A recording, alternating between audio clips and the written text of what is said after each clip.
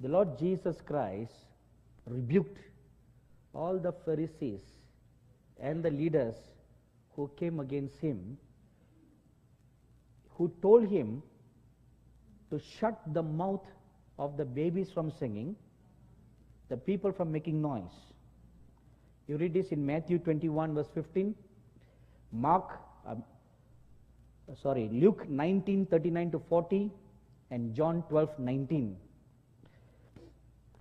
And the last warning the Lord Jesus gives is this: ministers of God coming against this last days prophetic movement will be severely judged. And I will close with this incident that happened just recently, a few months ago. In India, we have a saintly man of God called Brother Mohan C. Lazarus. He was called by God. He's an apostle of prayer in India. So he was called by God last year to go to all the districts in South India, in our state, to conduct a 12 hours of fasting prayer movement. So there were 32 districts in South India, in our state. So he organized a prayer meetings, and the Lord called me to televise live those events on our network.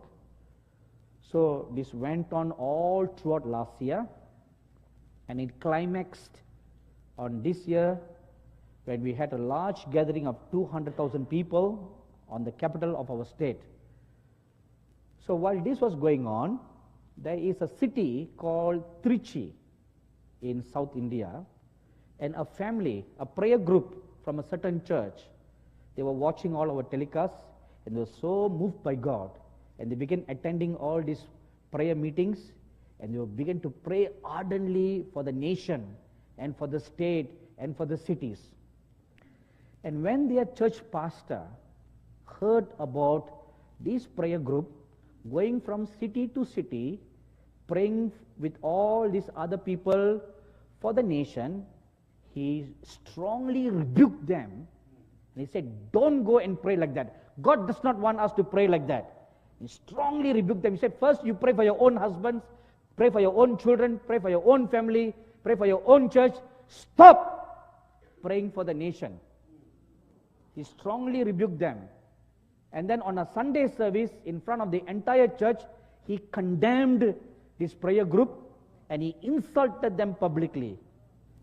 Just few weeks ago, I received a letter from this lady saying, a terrible thing has happened to our pastor.